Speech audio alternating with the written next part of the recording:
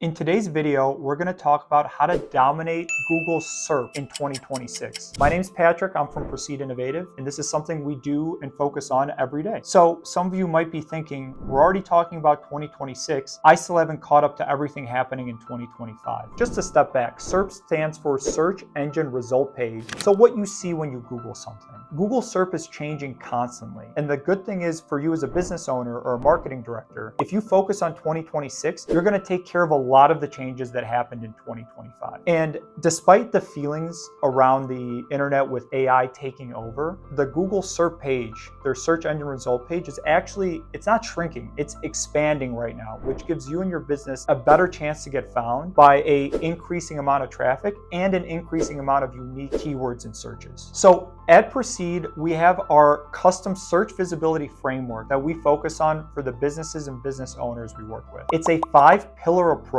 to get businesses found on Google's changing SERP. The first pillar is going to be content. You need good, consistent content on your website in order to get found. Gone are the days of a few pages ranking consistently. You're going to need to build your website not only with great content today, but build a consistent strategy going forward where you're updating new content and changing content on your website, either new pages, new blogs, new videos, or even new photos from you and your team, not a stock photo, but a new custom photo that highlights your company. The next part of our 5-pillar approach, pillar number 2, is the organic results. So organic is where the majority of traffic still goes on Google. And organic is based on Google's trust and credibility and reputation of your website. So they send out their crawlers to look at individual websites and they decide what the top companies they want to highlight for specific keywords like best contractor near me, best roofing company near me. So your organic still matters a lot and it goes hand in hand with your content. The next pillar, pillar number 3, is paid search. So Google's paid search. This has always been a part of the strategy and it's become even more important now as the dynamics of the page change. You want to be found in as many places as possible. And if you invest even a portion of your budget into that paid search, you're going to come up multiple times on the same page instead of just once or twice through organic. The next part of the 5-pillar process approach is going to be the local. If you're a locally focused business, you want that Google business profile optimized and as visible as possible. And that needs to be updated consistently as well with Google business profile posts. The last piece, you want the user experience to be dialed into your website. Google and other search engines are getting better and better at this, and there's no room for error anymore with mobile devices leading the way people are finding businesses like yours. The user experience has to be par none. When you do all of the right things, you could nail 4 out of 5 pillars, and if you miss the user experience, you're not going to get that lead. And that's an incredibly important piece of making sure the user experience on your website is par none because it impacts your visibility and it also impacts the ability to convert somebody when they land on your website. So those are the 5 pillars of the search visibility framework that we use at Proceed. So if you nail these 5 pillars, what are the benefits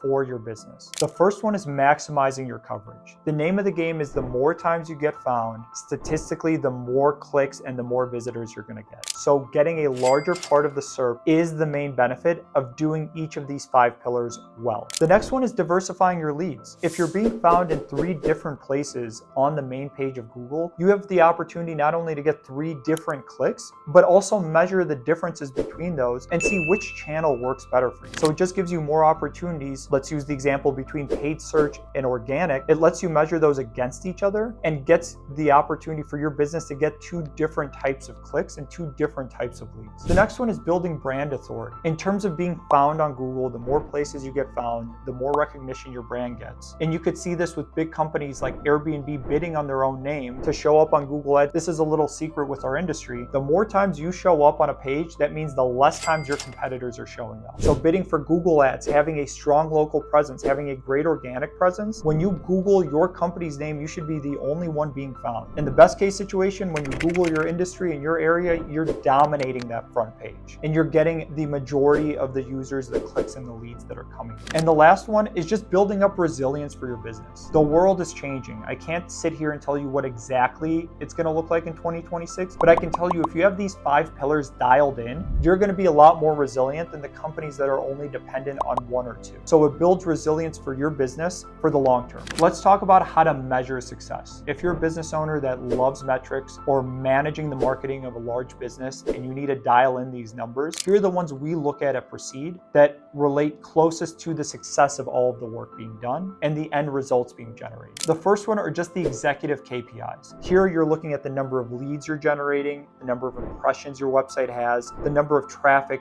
that is coming into your website. Those are the top level impressions that can give you a good idea of the overall picture. The next one, diving into the first pillar for paid, you're going to want to look at two metrics here: cost per click and number of conversions. Both give you an idea of how many people are converting as well as how much you're spending and how far your budget is going. Next pillar, we're going to look at local. So for local, very simple here: how many calls came in, how many views did your profile get, and how many reviews do you have is a good way of saying, are we succeeding locally or not? The next one for organic, this one we've talked a lot about in other videos, but it's really looking at the organic clicks that are coming in, your organic traffic, your click-through rate, all of the metrics that come in that Google allows you to measure through their Google Analytics 4. The next one gets a little bit more detailed. Here you're going to look at content features. So this really measures how often your website's being highlighted on FAQs and the people also ask. There's some ways to track this. It gets a little technical. If you have questions on how to track it personally, reach out to us. We'll let you know. The next one, web health. This really helps see what the user experience is like in the page speed. So Google has a free tool. It's a Google Page Speed Insights where you can measure your core health metrics, which just come in with how fast your pages are loading, if there's any issues with your website, if there's any formatting challenges on specific devices. There are millions of devices out there. There's no way to test all of them, but this Google Page Speed Insights gives you an idea of how you're doing in terms of those core vitals for the user experience. The next one, we're going to look at SERP coverage. So this really, you're going to be measuring the percent that your website is covering and your business is covering for your target searches. Again, this one is a little bit more complicated. There's some great tools out there. If you're interested, reach out to us. We'll share the exact tools we're using for this SERP coverage, just because it's changing.